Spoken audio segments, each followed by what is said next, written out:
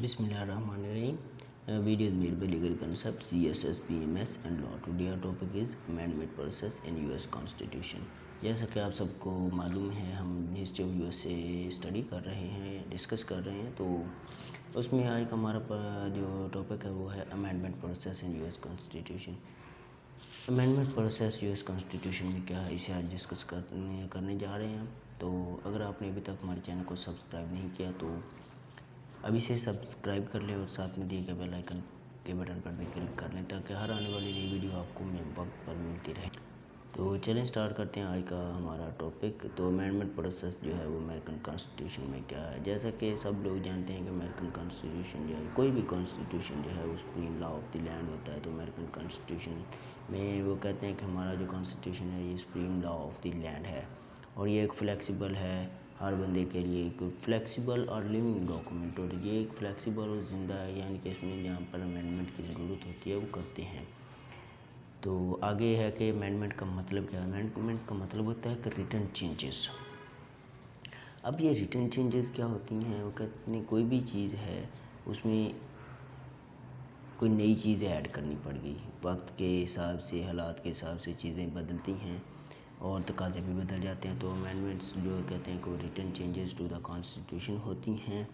और ये American constitution वो कहते हैं कि जो चेंजेस हैं या अमेंडमेंट्स हैं ये कॉन्स्टिट्यूशन को अपडेटेड रखती हैं। तो अब तक 27 अमेंडमेंट्स हो चुके हैं, जो कि दूसरे अगर कंट्रीज़ के हम कॉन्स्टिट्यूशन देखें तो उसके उनके मुकाबले में बहुत ही कम है, क्योंकि इसे बने हुए 232 साल हो चुके हैं और 232 साल काफ़ी अरसा होता है और उसमें 27 अमेंडमेंट्स करना मायने रखता है। और इसका मतलब ये है कि जो अमेरिकन कॉन्स्टिट्यूशन है यहाँ पर अमेंडमेंट का प्रोसेस बहुत रिजिड और टफ है, क्योंकि यहाँ पर देखें कि पहले प्रपोज़ किया जाता है, प्रपोज़ल दिया जाता है बोथ हाउसेज ऑफ कांग्रेस जो हैं उन्हें, यानी कि लोअर हाउस ऑफ रिप्रेजेंटेटिव्स और अपर हाउस सेनेट। यहाँ पर पहले एक अमेंडमेंट के लिए एक प्रपोज़ल दिया जाता है, फिर जो स्टेट हैं वो कन्वेंशन के लिए जो है वो कांग्रेस को कहती हैं कि एक कन्वेंशन हो, यानी कि एक कॉन्फ्रेंस, एक मीटिंग रखी जाए। तो आगे रेटिफिकेशन का प्रोसेस आ जाता है। रेटिफिकेशन के लिए यहाँ पर जो यही चीज़ है अमेरिकन कॉन्स्टिट्यूशन को यूनिक बनाती है पूरी दुनिया से, कि यहाँ पर अमेंडमेंट का प्रोसेस जो है वो बहुत रिजिड और टफ है। उसके मतलब उसका यही है कि यहाँ पर जो रेटिफिकेशन है ये ज़रूरी है।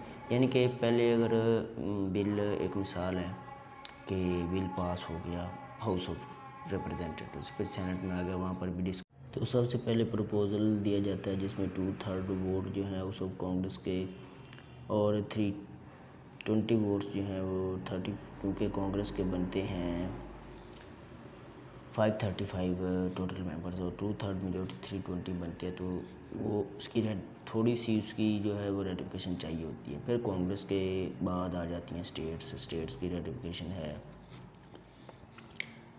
और आगे है रेटिफिकेशन का प्रोसेस, जो कि अमेरिकन कॉन्स्टिट्यूशन में अमेंडमेंट को बहुत रिजिड बनाता है। यानी कि इसमें रेटिफिकेशन पहले हाउस ऑफ रिप्रेजेंटेटिव ने बिल पास किया, फिर सेनेट में गया, फिर कांग्रेस में जा रहा है।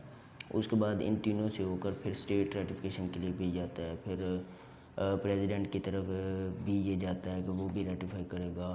तो ऊपर से उधर जुडिशरी बैठी है, वो भी चेक कर रही होती है कि कोई आइन के ख़िलाफ़, ये कॉन्स्टिट्यूशन के ख़िलाफ़ कोई ऐसा बिल या अमेंडमेंट ना कर दें। तो इसी वाले से तो रेटिफिकेशन क्या है, रेटिफिकेशन का मतलब होता है अप्रूव करना। तो किसी भी अमेंडमेंट को अप्रूव करवाने के लिए 38 जो स्टेट्स हैं, 50 स्टेट्स में से चाहिए होती हैं, जो कि एक बहुत ही मुश्किल काम है, 3/4 मेजॉरिटी। और इसी तरह ये सेम प्रोसेस है कि कांग्रेस से भी इतनी मेजॉरिटी चाहिए होती है। यानी कि अगर सेनेट में बैठे हैं 100 मेंबर तो 2/3 मेजॉरिटी, यानी कि 100 में से 67 जो मेंबर्स हैं वो रेटिफाई करेंगे तो रेटिफिकेशन होगी, अदरवाइज़ नहीं होगी। तो 2 वेज़ हैं ये, उन्होंने एक वेज़ बताए हुए हैं कि state legislature can ratify 26 of the 7 amendments, जो कि 26 ऑफ 7 अमेंडमेंट्स उनकी हुई थी, तो इसी वाले से इसे डिस्कस किया गया है। तो रिपील्ड भी हो जाती हैं अमेंडमेंट्स, यानी कैंसिल भी हो जाती हैं अमेंडमेंट्स। अगर वो सिटीजन्स के ख़िलाफ़ जा रही हैं, उनके राइट्स के ख़िलाफ़ जा रही हैं, तो फिर जो है वो कांग्रेस है उसे, और स्टेट्स भी ख़ास तौर पर जो है उस अमेंडमेंट को कभी भी पास नहीं करती।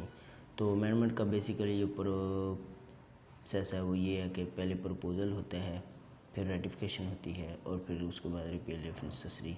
तो ये इसमें इंटरेस्टिंग फैक्ट ये है कि कांग्रेस के पास place a time of limit 7 years है कि किसी भी बिल को आप अप्रूव कर सकते हैं अमेंडमेंट के लिए। प्रेसिडेंट का इसमें कोई रोल नहीं होता ये कहते हैं, लेकिन रेटिफिकेशन के लिए वो कहते हैं कि amendment can be ratified on average of 15 years, यानी कि वो कहते हैं उनका ये एक मानना है कि हर 15 साल बाद कोई ना कोई अमेंडमेंट कॉन्स्टिट्यूशन में करनी पड़ जाती है। तो आज का हमारा टॉपिक था amendment process in US constitution. तो अमेंडमेंट का प्रोसेस है ये अमेरिका में, अमेरिकन कॉन्स्टिट्यूशन में बहुत टफ और रिजिड है। इसी हवाले से आज इसे बने हुए 232 साल हो गए, 27 अमेंडमेंट्स हुई हैं। कुछ कहते हैं 27 अमेंडमेंट्स हैं, कुछ कहते हैं 26 हैं, लेकिन अगर मेजोरिटीज़ को देखा जाए तो वो कहते हैं कि 27 अमेंडमेंट्स ही हुई हैं। तो अमेंडमेंट प्रोसेस जो है, अगर यहाँ पर दो जो हैं वो हाउस माने जाते हैं, एक सुप्रीम लॉ मेकिंग होती है और एक ऑर्डिनरी लॉ मेकिंग होती है। ऑर्डिनरी लॉ मेकिंग में अमेंडमेंट जो है 1/3 की मेजोरिटी से पास की जाती है और सुप्रीम लॉ मेकिंग जो है वहाँ पे 2/3 मेजोरिटी से पास की जाती है, जो कि उनकी कांग्रेस ही है। तो वहाँ पर 2/3 मेजोरिटी किसी भी पार्टी के लिए at a time of government attain करना बहुत मुश्किल है। तो लिहाजा यही वजह है। और अगर यहाँ से अमेंडमेंट हो भी जाती है तो फिर उसके लिए स्टेट रेटिफिकेशन बहुत ज़रूरी है। अगर स्टेट की 50 में से 38 स्टेट्स को रेटिफिकेशन देना पड़ेगी तो ये भी एक बहुत बड़ा मसला होता है। और स्टेट्स अक्सर बाज़ औक़ात जो हैं कोई ना कोई स्टेट जो है 50 में से 38 स्टेट तो बहुत मुश्किल से अटेन होती हैं। तो यही वजह है कि स्टेट्स भी इस रेटिफिकेशन को नहीं मानती, तो उसमें राइट्स जो हैं वो वायलेट किए गए होते हैं। तो ये सारी चीज़ें इसी हवाले से अमेरिकन कॉन्स्टिट्यूशन में अमेंडमेंट के प्रोसेस को बहुत टफ रखती हैं, जो कि एक अमेरिकन के यहाँ एक अच्छी चीज़ है कि हमारे यहाँ जो कॉन्स्टिट्यूशन है इसमें बिला वजह अमेंडमेंट्स नहीं होती। तो एक बात ध्यान में रखें कि अमेरिकन कॉन्स्टिट्यूशन में 2/3 मेजोरिटी चाहिए आपको अमेंडमेंट करने के लिए। ये एक इसका जनरल चीज़ है, जनरल इंट्रोडक्शन है जो कि हमने डिस्कस किया है। मज़ीद अगर इस वाले से आपका क्वेश्चन हो तो आप हमारे जो है इनबॉक्स कमेंट बॉक्स में पूछ सकते हैं। ये आज का हमारा टॉपिक था। आगे इंशाल्लाह नेक्स्ट वीडियो में मुलाकात होगी, तब तक के लिए अल्लाह हाफिज़।